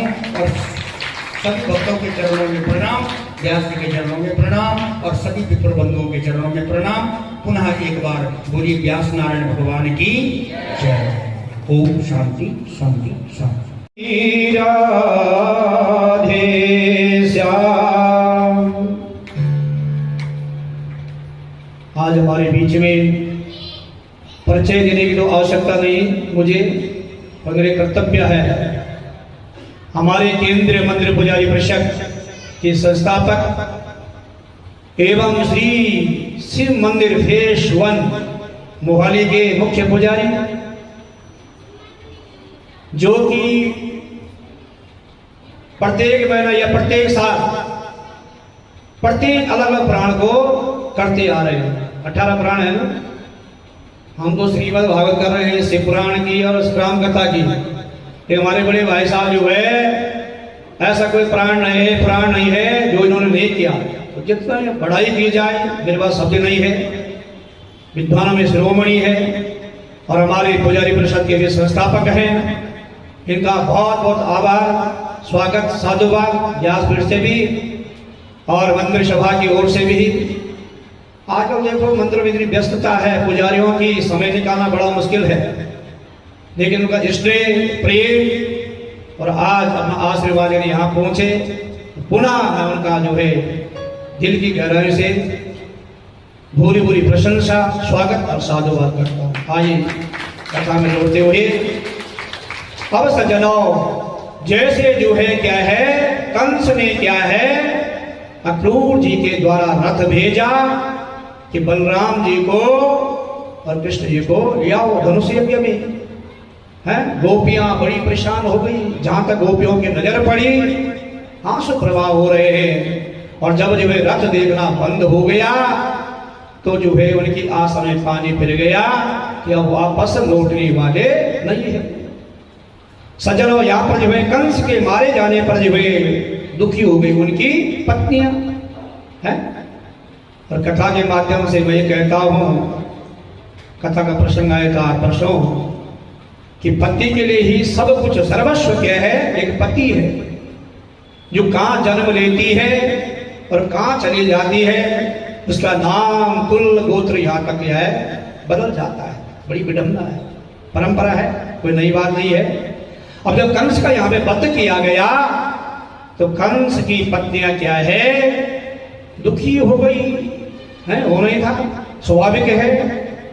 और दुखी हो उनकी पत्नियां श्री कृष्ण के पास आई और सज्जनों, श्री कृष्ण ने उन्हें सांत्वना प्रदान की, धैर्य प्रदान किया और कंस का क्रियाकर्म कराया और अपने माता पिता देवकी वसुदेव को जो है मुक्त कराया, उनके चरणों में प्रणाम किया। किसने? भगवान कृष्ण। तो पुत्र हो तो ऐसा हो, है श्रवण जैसे मातृभक्त, पितृभक्त और प्रहलाद जैसा भगवान का परम भक्त होना बड़ा मुश्किल है। तो कंस का जो है यहाँ पर वध किया गया, उनकी स्त्रियों को, पत्नियों को जो सांत्वना प्रदान की गई, मृत्यु के बाद जो है क्रियाकर्म किया गया और अपने माता पिता को क्या है वहां से मुक्त कर दिया गया। भगवान कृष्ण ने कहा कि पिताजी, पुत्र का शरीर माता पिता का ही दिया हुआ है। इस स्थिति में समर्थ होने पर भी जो माता पिता की सेवा नहीं करता वो नरक में जाता है। वृंदावन बिहारी लाल की जय। यहाँ पर एक भजन और भजन के बाद जो है रुक्मणी प्रसंग। आइए, बहुत सुंदर भजन सभी। कमली वाले ने कैसा जादू डाला, कमली वाले ने कैसा जादू डाला, कमली वाले वो कैसा जादू डाला, कमली वाले ने कैसा जादू डाला।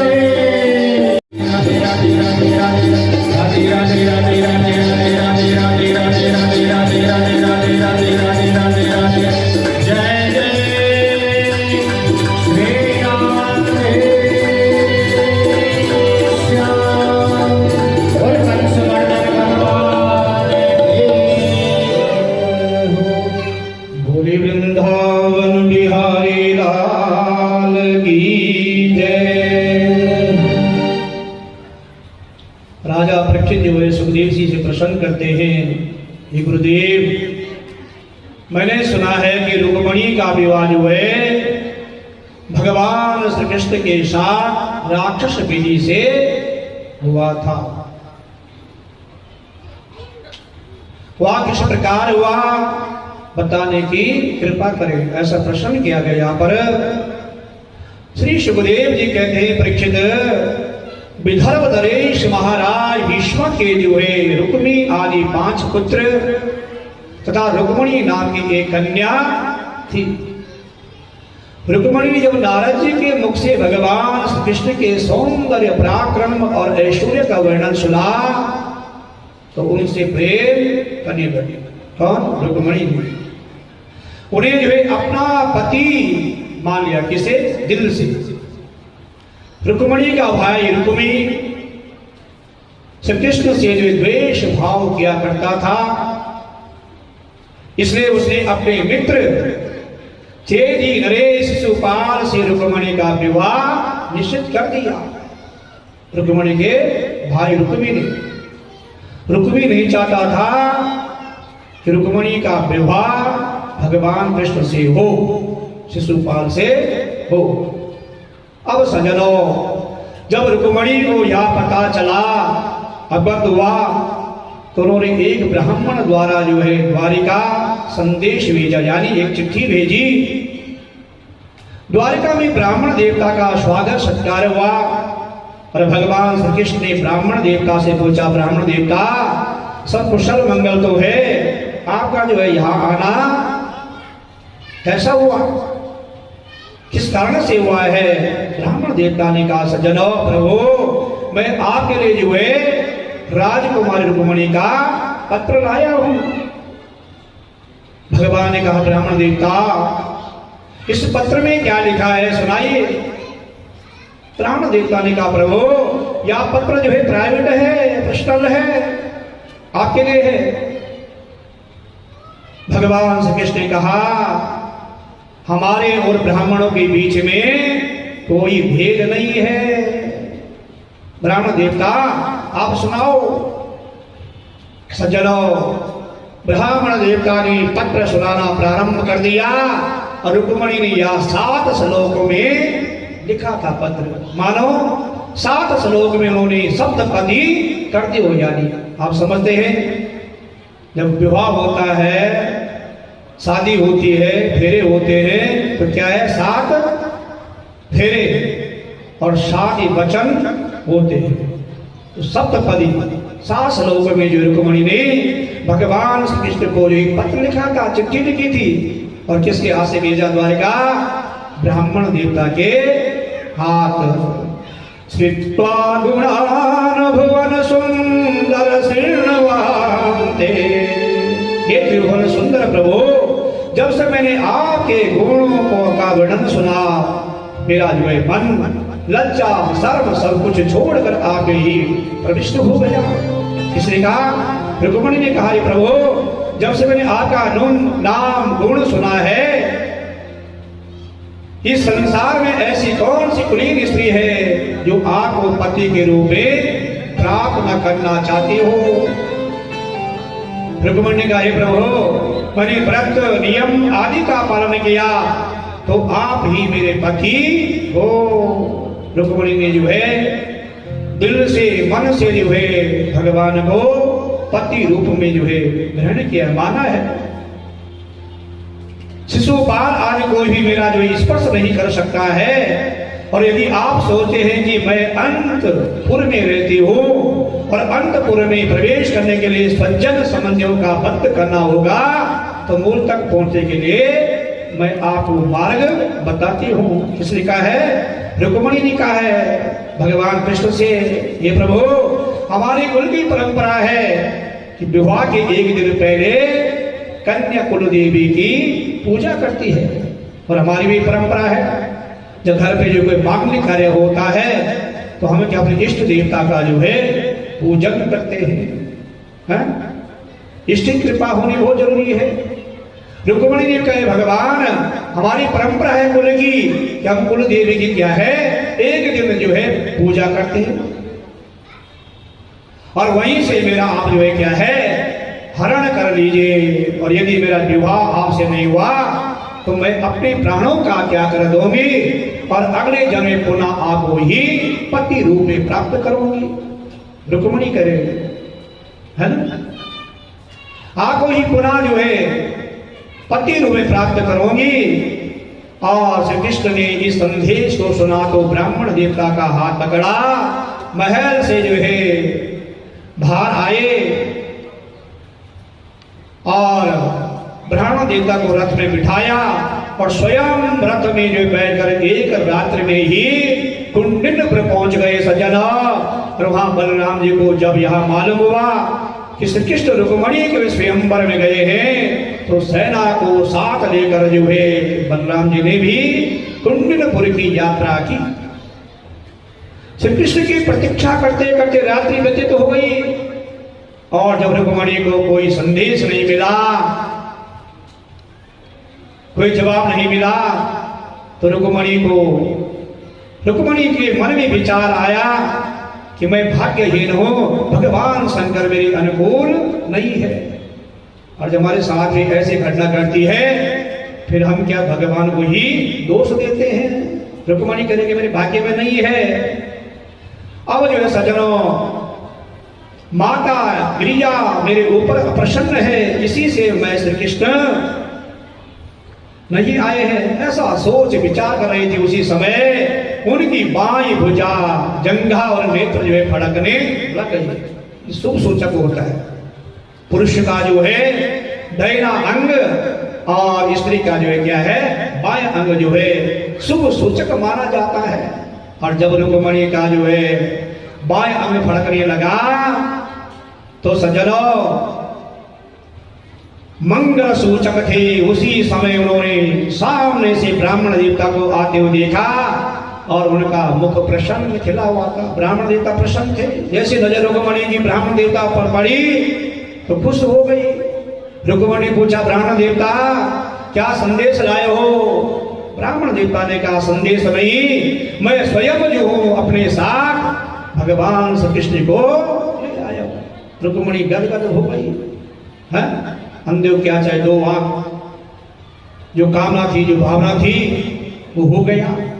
अब सज्जनों, रुक्मिणी जैसे ही सुना प्रसन्न हो गई। चारों ओर देखा, ब्राह्मण देवता को कुछ देने के लिए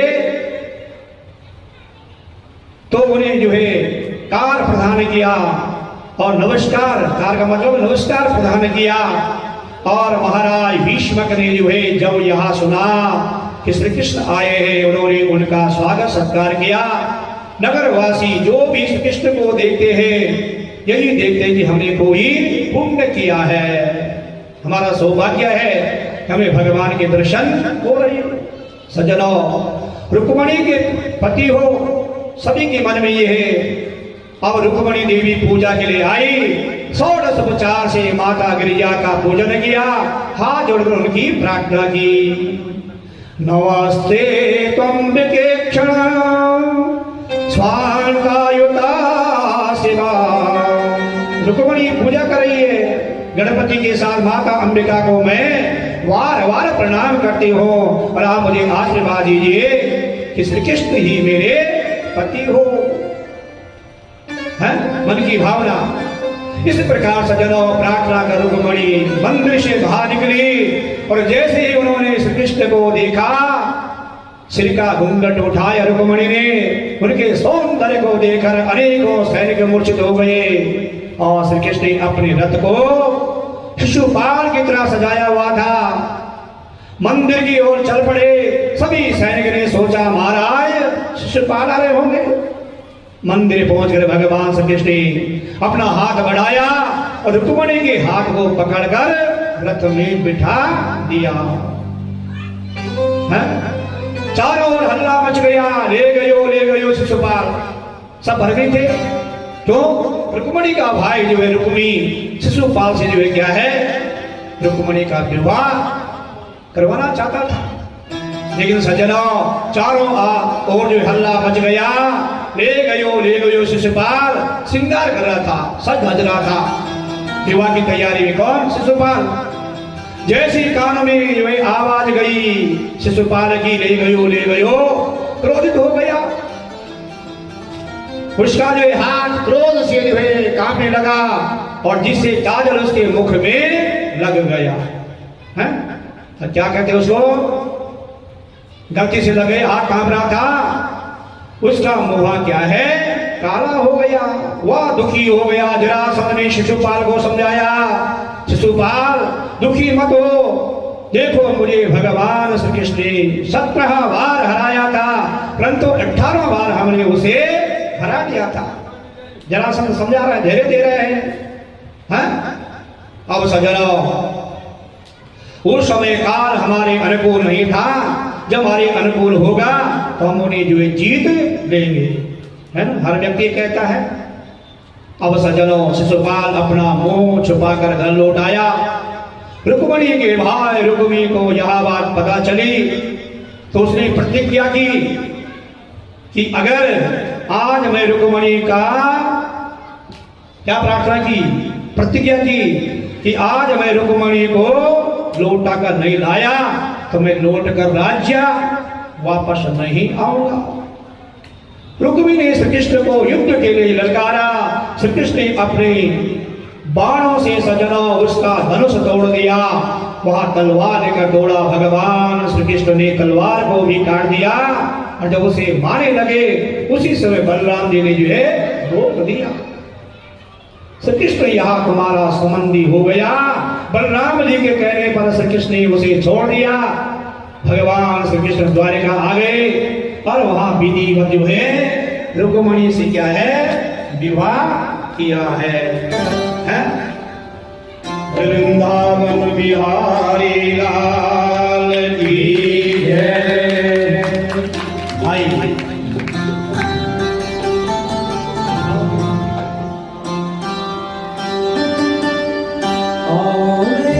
मेरी सखियों मुझे मेहंदी लगा दो, आओ मेरी सखियों मुझे मेहंदी लगा दो, मेहंदी लगा दो मुझे सुंदर सजा दो, मेहंदी लगा दो मुझे सुंदर सजा दो, मुझे शाम सुंदर की दुल्हन बना दो, मुझे शाम सुंदर की दुल्हन बना दो। जय सखियों मुझे मेहंदी लगा दो, आओ मेरी सखियों मुझे मेहंदी लगा दो, मुझे शाम सुंदर की दुल्हन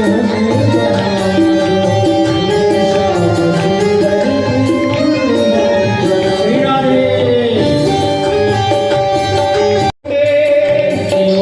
चुनरी जो रंग नाही छूटे, ऐसी और चुनरी जो रंग नाही छूटे, ऐसी और चुनरी जो रंग नाही छूटे, ऐसा करो दुल्हा जो कबो हो न छूटे, करो दुल्हा जो कबो हो न छूटे, ऐसा करो दुल्हा जो कबो हो न छूटे, ऐसा करो दुल्हा जो कबो हो न छूटे, अटल सुहागनी बिटिया लगा दो, अटल सुहागनी बिटिया लगा दो, मुझे शाम सुंदर की दुल्हन बना दो, मुझे शाम सुंदर की दुल्हन बना दो। आओ मेरी सखियों मुझे मेहंदी लगा दो, आओ मेरी सखियों मुझे मेहंदी लगा दो, मेहंदी लगा दो मुझे सुंदर। ਸਾਰਿਆਂ ਨੂੰ ਪੰਗਤ ਉਤਸਵ ਵਿੱਚ ਸ਼ਾਮਲ ਹੋਣ ਤੇ ਲੱਖ ਲੱਖ ਮੁਬਾਰਕਾਂ। ਮੈਂ ਕਹਿੰਦਾ 24 ਤਰੀਕ ਤੋਂ ਲਗਾਤਾਰ ਜਿਹੜਾ ਇਹ ਪ੍ਰੋਗਰਾਮ ਚੱਲ ਰਿਹਾ ਹੈ ਆਪਣੇ ਮੰਦਰ ਦੇ ਵਿੱਚ, ਤੇ ਕੱਲ ਨੂੰ ਇਹਦੀ ਸਮਾਪਤੀ ਹੈ। ਤੁਸੀਂ ਸਾਰਿਆਂ ਨੇ ਬਹੁਤ ਵਧੀਆ ਸਹਿਯੋਗ ਦਿਆ ਤੇ ਬਹੁਤ ਵਧੀਆ ਤਰੀਕੇ ਦੇ ਨਾਲ ਤੁਸੀਂ ਪੰਡਿਤ ਨੇ ਜੋ ਕਵਿਤਾ ਸੁਣਾਈ ਹੈ ਉਹਨੂੰ ਗ੍ਰਹਿਣ ਕਰਿਆ ਹੈ। ਇਸ ਕਰਕੇ ਤੁਸੀਂ ਸਾਰੇ ਵਧਾਈ ਦੇ ਪਾਤਰ ਹੋ।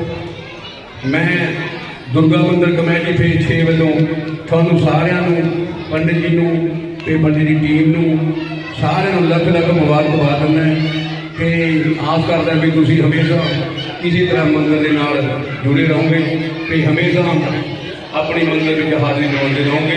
ਜੈ ਸਿਆ ਰਾਮ। शनि प्रजा शनि परशु शनि रूप शन्य भय शनि अग्नि प्रजा बहुला में गरुड़वन्ना मयूरी वश्वा सुरता भागवत भगवान की गौ सके आरती प्रिया और प्यारे गौ सके आरती प्रिया और प्यारे